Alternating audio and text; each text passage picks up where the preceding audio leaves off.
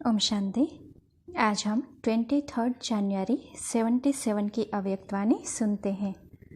आज की वाणी का सार है, महीनता ही महानता है। एक सेकंड में इस लोक से परलोक निवासी बनाने वाली इंद्र सभा की परियों प्रति अव्यक्त बाप दादा बोले।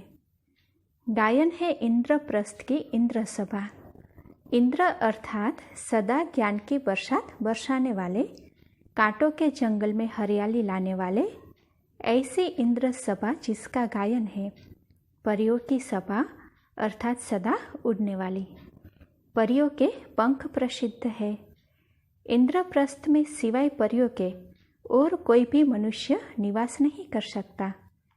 मनुष्य अर्थात जो अपने को आत्मा न समझ मानव अर्थात देह समझते हैं, ऐसे देह अभिमानी इंद्रप्रस्थ में निवास नहीं कर सकते। इंद्रप्रस्थ निवासियों को देह अभिमानी मनुष्य की बदबू फौरन अनुभव होती है। ऐसे इंद्रप्रस्थ निवासी मनुष्य के बदबू अर्थात देह की बदबू से भी दूर अपने को इंद्र सभा की परिया समझते हो। ज्ञान और योग के पंख मजबूत है। अगर पंख मजबूत नहीं होते तो उड़ना चाहते भी बार बार नीचे आ जाते हैं। देह अभिमान और देह की पुरानी दुनिया, पुराने संबंधों से सदा ऊपर उठते रहते हो, अर्थात इससे परे ऊंची स्थिति में रहते हो। जरा भी देह अभिमान अर्थात मनुष्यपन की बदबू तो नहीं। देह अभिमान इंद्रप्रस्थ निवासी नहीं हो सकता। ऐसे अनुभव होता है कि देह अभिमान बहुत गंदी बदबू है। जैसे बदबू से किनारा किया जाता है व मिटाने के साधन अपनाए जाते हैं, वैसे अपने को देह अभिमान से मिटाने के साधन अपनाते हो। यह साधारण सभा नहीं, यह अलौकिक सभा है, फरिश्तों की सभा है। अपने को फरिश्ता अनुभव करते हो। एक सेकंड में इस देह की दुनिया से परे अपनी असली स्थिति में स्थित हो सकते हो। यह ड्रिल करनी आती है।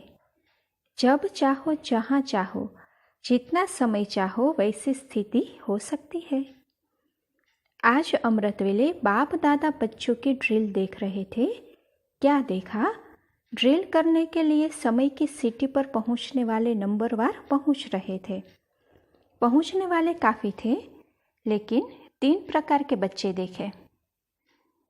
तो देखो, बाबा बताते हैं, एक थे समय बिताने वाले, दूसरे थे संयम निभाने वाले, तीसरे थे स्नेह निभाने वाले। हर एक का पोज अपना अपना था। बुद्धि को ऊपर ले जाने वाले बाप से बाप समान बन मिलन बनाने वाले कम थे। रूहानी ड्रिल करने वाले ड्रिल करना चाहते थे, लेकिन कर पा नहीं रहे थे। कारण क्या होगा? जैसे आजकल स्थूल ड्रिल करने के लिए भी हल्कापन चाहिए, मोटापन नहीं चाहिए। मोटापन भी बोझ होता है। वैसे रूहानी ड्रिल में भी भिन्न भिन्न प्रकार के बोझ वाले अर्थात मोटी बुद्धि ऐसे बहुत प्रकार के थे। जैसे मोटे शरीर की भी वैरायटी होती है, वैसे ही आत्माओं के भारीपन के पोज भी वैरायटी थे। अगर अलौकिक कैमरा से फोटो निकालो व शीश महल में यह वैरायटी पोज देखो तो बड़ी हंसी आए। जैसे आपकी दुनिया में वैरायटी पोज का खूब हंसी का खेल दिखाते हैं ना, वैसे यहाँ भी खूब हंसते थे। देखेंगे हंसी का खेल।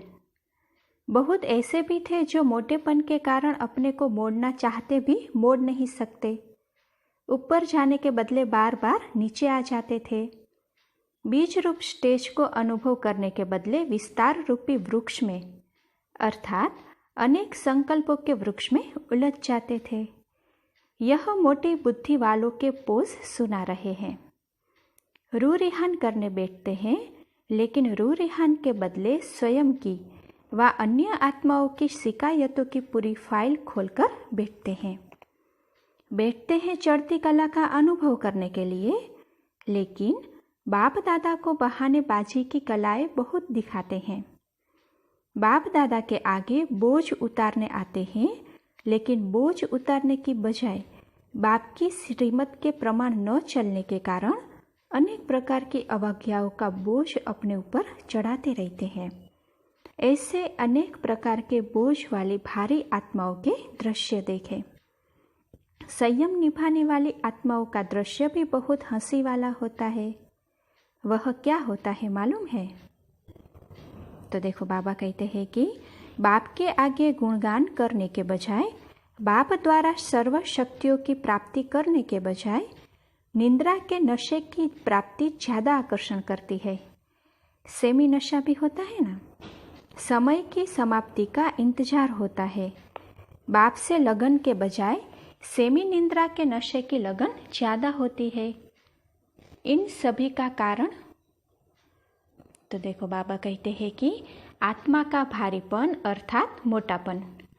जैसे आजकल के डॉक्टर्स मोटेपन को कम कराते हैं, वजन कम कराते हैं, हल्का बनाते हैं, वैसे ब्राह्मणों की भी आत्मा के ऊपर जो वजन अथवा बोझ है अर्थात मोटी बुद्धि है, उस बोझ को हटाकर महीन बुद्धि बनो। वर्तमान समय यही विशेष परिवर्तन चाहिए, तब ही इंद्रप्रस्थ की परियां बनेंगे। मोटेपन को मिटाने के लिए श्रेष्ठ साधन कौन सा है? खान पान का परहेज और एक्सरसाइज। परहेज में भी अंदाज फिक्स होता है, वैसे यहाँ भी बुद्धि द्वारा बार बार अशरीरीपन की एक्सरसाइज करो और बुद्धि का भोजन संकल्प है उनकी परहेज रखो। जिस समय जो संकल्प रूपी भोजन स्वीकार करना हो उस समय वही स्वीकार करो। व्यर्थ संकल्प रूपी एक्स्ट्रा भोजन न हो तो व्यर्थ संकल्पों के भोजन की परहेज हो। परहेज के लिए सेल्फ कंट्रोल चाहिए, नहीं तो परहेज पूर्ण रीति नहीं कर सकते। तो सेल्फ कंट्रोल अर्थात जिस समय जैसे चाहे वहाँ बुद्धि लगा सके तब ही महीन बुद्धि बन जाएंगे। महीनता ही महानता है। जैसे शरीर की रीति से हल्कापन पर्सनालिटी है, वैसे बुद्धि की महीनता व आत्माओं का हल्कापन ब्राह्मण जीवन की पर्सनालिटी है। तो अब क्या करना है? अनेक प्रकार के मोटेपन को मिटाओ। मोटेपन का विस्तार फिर सुनाएंगे कि किस प्रकार का मोटापन है। बोझ के अनेक प्रकार है, उसका विस्तार फिर सुनाएंगे। तो आज के ड्रिल का समाचार क्या हुआ?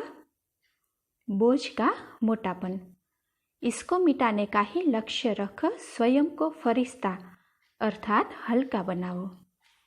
अच्छा, ऐसे इंद्रप्रस्थ की परियां सेकंड में इस लोक से पार परलोक निवासी बनने वाली, सदा बाप समान बन बाप से मिलन मनाने वाली महीन बुद्धि अर्थात महान आत्माओं को बाप दादा का याद प्यार और नमस्ते। अभी पार्टियों के साथ मुलाकात है, वह सुनते हैं। अभी अभी ऊपर, अभी अभी नीचे, इतनी एक्सरसाइज करने की प्रैक्टिस है। जिसको प्रैक्टिस नहीं होती है वे मुश्किल ही कर पाते हैं। रूहानी एक्सरसाइज के अनुभवी हो। अभी अभी डायरेक्शन मिले, 1 सेकंड में बीज रूप स्थिति में स्थित हो जाओ। जैसे डायरेक्शन देते हैं तो सेकंड में करते हैं ना, ऐसे ही डायरेक्शन मिले कि ऊंचे से ऊंची स्थिति में स्थित हो जाओ तो हो सकते हो या टाइम लगेगा। अगर टीचर हैंड्सअप कहे और हैंड्सअप न कर सके तो टीचर क्या कहेगा कि लाइन से किनारा हो जाओ, लाइन से बाहर निकाल देते हैं ना। तो यहाँ भी निकालना नहीं पड़ता, लेकिन ऑटोमेटिकली तीव्र पुरुषार्थ की लाइन से किनारे हो जाते हैं, पुरुषार्थ के लाइन में आ जाते हैं। अगर कोई अच्छी स्टेज पर एक्सरसाइज दिखानी पड़ती हो तो जो होशियार होंगे वही ग्रुप स्टेज पर आएगा ना। इसके लिए फर्स्ट प्राइज विन करने वाला ग्रुप चाहिए। तो फर्स्ट अर्थात फास्ट पुरुषार्थी। अगर फास्ट पुरुषार्थी नहीं तो फर्स्ट नहीं, सेकंड ग्रुप हो गया। जो भारी होता है वो फास्ट नहीं जा सकता है। कोई भी प्रकार का भारीपन व बोझ नहीं हो। निरंतर योग नहीं लगता, इसका मतलब भारीपन है, बोझ है। बोझ नीचे ले आता है। नीचे ले आना ही सिद्ध करता है कि बोझ है। बॉडी कॉन्शियस नीचे ले आता है। जैसे बाप ऊंचे से ऊंचा है, उनका निवास स्थान ऊंचे से ऊंचा है, उनका कर्तव्य व गुण ऊंचे से ऊंचे है, तो आप सबके भी निवास स्थान, गुण और कर्तव्य ऊंचे से ऊंचा है ना। बाप समान हो ना। ऊंचे निवास स्थान वाले, ऊंचे गुण व कर्तव्य वाले नीचे कैसे आ सकते हैं? आना नहीं चाहिए लेकिन आ जाते हैं। उसको क्या कहेंगे? फर्स्ट पुरुषार्थी या सेकंड। लक्ष्य फर्स्ट क्लास का और लक्षण सेकंड का, यह कैसे होगा? बैठना है फर्स्ट क्लास में और टिकट ली है सेकंड क्लास की, तो फर्स्ट में बैठ सकेंगे? माताएं और कन्याएं तो विशेष लकी है, क्योंकि ये सबसे गरीब है। बाप को भी गरीब निवास गाया हुआ है, साहूकार निवास नहीं। तो गरीब जल्दी पद पा सकते हैं, साहूकार नहीं। तकदीरवान गरीब ही है। तो कुमारियाँ और माताएं तकदीरवान हैं, जो संगम युग पर कुमारी व माता बनी है। चरित्र भी ज़्यादा गोपी वल्लभ के साथ गोपियों के ही गाए हैं, गोपों के कम। तो लकी हो जो गोपी तन में हो। संगम युग में शक्ति फर्स्ट का बाप दादा का नारा है। स्वयं ब्रह्मा बाप ने भी माताओं को समर्पण किया। सुनाया ना कि ब्रह्मा बाप की भी माता गुरु है। तो इतने तकदीरवान हो, इतना अपनी तकदीर को जानती हो या मानकर चलती हो। एक होता है जानना, दूसरा होता है मानना और चलना। माताओं का मर्तबा कोई कम नहीं है। ऐसी माताएं जिनका शिव बाबा के साथ पाठ है, इतना नशा है, इतनी खुशी है। इस स्टेज पर रहो तो खुशी में उड़ते रहेंगे। परियां सदा उड़ती रहती है। तो ऐसे संगम युग की परियां जो बाप के साथ साथ अव्यक्त वतन, मूल वतन में उड़ती रहती है। उड़ना माना ध्यान में जाना नहीं, लेकिन बुद्धि के विमान में सदा उड़ते रहो। बुद्धि का विमान बहुत बड़ा है। बुद्धि द्वारा जब चाहो जहाँ चाहो पहुँच जाओ। मोटी बुद्धि नहीं, लेकिन महीन बुद्धि। तो अभी क्या करना है? बिल्कुल इस लोक के लगाव से परे। ऐसा ही पुरुषार्थ है ना। इस लोक में है ही क्या? असार संसार से क्या काम है? तो फिर क्यों जाते हो? जहाँ कोई काम नहीं होता है वहाँ जाना होता है क्या? तो अब बुद्धि द्वारा जाना बंद करो। जब कोई प्राप्ति नहीं, कोई फायदा नहीं, तो बुद्धि क्यों जाती है? टाइम वेस्ट होगा ना। फिर वापस लौटना पड़ेगा। वापस लौटने में समय और एनर्जी वेस्ट जाएगी। तो वेस्ट क्यों करते हो? अभी तो 21 जन्मों के लिए जमा करना है, सिर्फ थोड़े से समय में। तो क्या इतना थोड़ा सा मिला टाइम व्यर्थ करना चाहिए? 1 सेकंड वेस्ट करना अर्थात 1 जन्म की प्रारब्ध वेस्ट करना। इतना महत्व संगम के समय का है। अच्छा, सदा खुशी में तो रहती हो ना, कभी रोती तो नहीं हो। एक होता है आँख के आंसू, दूसरा होता है मन के आंसू। तो मन के आंसू भी नहीं आने चाहिए। मन में दुख की लहर आना माना मन के आंसू। दोनों प्रकार के आंसू नहीं बहाना। रोने से मुक्त होना है। अभी जो रोते हैं वे खोते हैं, जो हंसते हैं वह पाते हैं। तो कभी भी गलती से भी दुख की दुनिया नहीं देखनी चाहिए। अनुभवी फिर धोखा खाते हैं क्या? धोखा खाकर अनुभव कर लिया तो फिर धोखा खाएंगे। फिर दुख की दुनिया में क्यों जाती हो? एक बार खड्डे में गिरने वाला दोबारा गिरता है क्या? यह खड्डा तो एकदम रोरव नर्क है। इसमें गिरने का संकल्प तो स्वप्नों में भी न आना चाहिए। तो माताए पद्मा भाग्यशाली है। बाप तो उसे श्रेष्ठ नज़र से देखते हैं, सौभाग्यशाली नहीं लेकिन पद्मा भाग्यशाली। सौभाग्यशाली बनना तो साधारण बात है, लेकिन पद्मा भाग्यशाली बनना है। सदा खुश रहो, बाप के खजाने को सुमिरन करते हुए सदा हर्षित रहो।